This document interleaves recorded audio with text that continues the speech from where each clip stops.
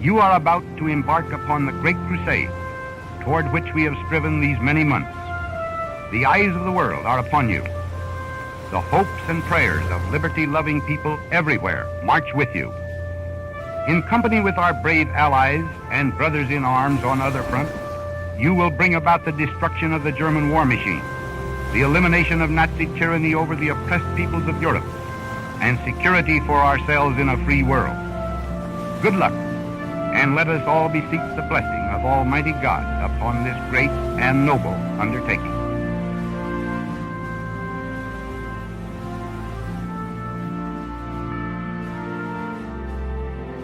June 6, 1944, one of the most important and identifiable dates of the 20th century. It would mark a turning point in the European theater of World War II, the liberation of continental Europe from Nazi Germany. D-Day. Under the command of General Eisenhower, Allied naval forces, supported by strong air forces, began landing Allied armies this morning on the northern coast of France. This ends the reading of Communique number 1 from Supreme Headquarters, Allied Expeditionary Force. Codenamed Operation Overlord, the effort was orchestrated by Supreme Allied Commander Dwight D. Eisenhower, who had the unenviable task of coordinating the most complicated and riskiest military operation of that or any other war, with the fate of the world hanging in the balance. Contrary to popular belief, it was never a foregone conclusion that the four-star general would actually lead such a monumental effort. As late as 1939, Lieutenant Colonel Eisenhower was a mere bit player in the United States' preparation for the looming conflict across the ocean. With nearly 400 generals who outranked Eisenhower, few would have predicted that it would be the 49-year-old career administrator, a man with no battlefield command experience, who would lead the most pivotal military operation of the 20th century. That is, except for George C. Marshall, the chairman of the Joint Chiefs of Staff, Franklin Roosevelt's most trusted military advisor, and Eisenhower's future mentor. Though he barely knew Eisenhower, Marshall saw in Ike both a diplomat and strategist, a disciplined and decisive leader who could bring the Allied fighting forces together and harmonize them as one. When he plucked Ike from obscurity to be a key strategist on his war staff in Washington following the Japanese invasion of Pearl Harbor in December 1941, even Marshall couldn't have predicted how quickly the resourceful Eisenhower would ascend the ranks. Marshall grew increasingly reliant on his now protege to aggressively prosecute the Allied effort.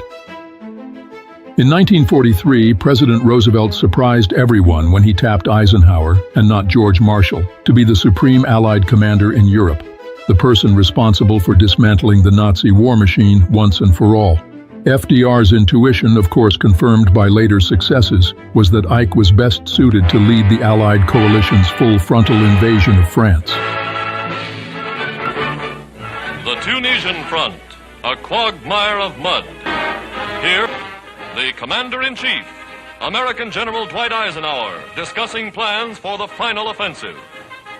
Always to be found where the fighting is heaviest, General Eisenhower has won the admiration and respect of his officers and men. Here is a general trained to fight a mechanized war. Already the wily Rommel has felt the power of his arms.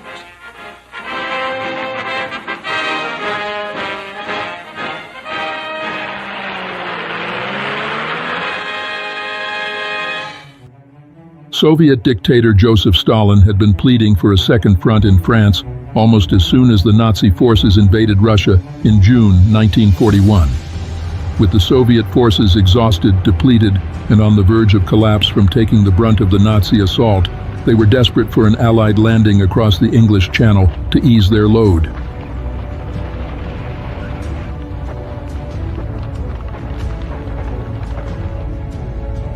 Talk of a second front in Europe picked up steam at the Quebec Conference in August 1943. With FDR pressing the issue, Churchill reluctantly consented to the eventuality, though he hoped he could delay the timing, of a coastal invasion of France, doing so with strong reservations about the likelihood of success. The decision was cemented at the Tehran gathering in December of that year. It was there that Churchill and Roosevelt first informed Stalin of Operation Overlord, though they provided few details about the location, timing, or who would even lead the critical expedition. Stalin was critical when the two refused to name a commander. Then nothing will come of these operations. Who carries the moral and technical responsibility for this operation?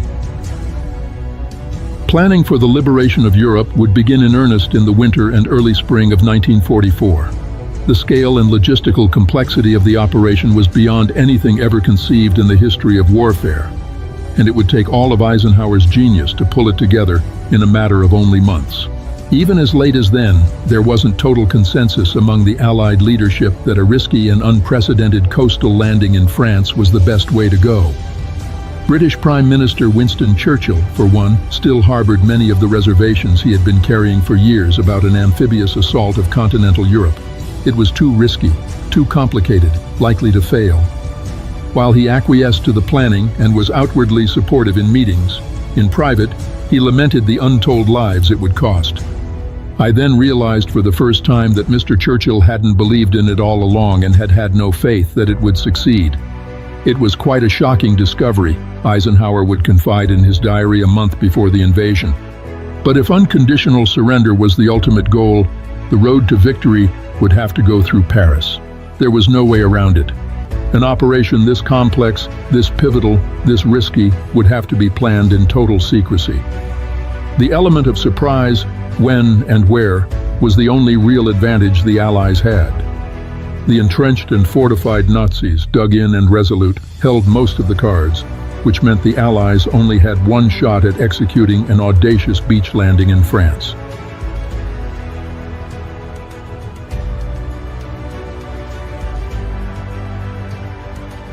Debate raged over the best landing spot for Overlord. Pas de Calais, Brittany, the Cotentin Peninsula, Normandy. With its sloping sandy beaches, it offered more receptive, though still harsh, terrain for an amphibious landing.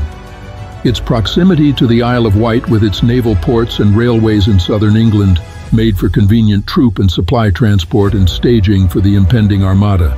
But perhaps most importantly, the Allied leadership believed Normandy would catch the German High Command off guard.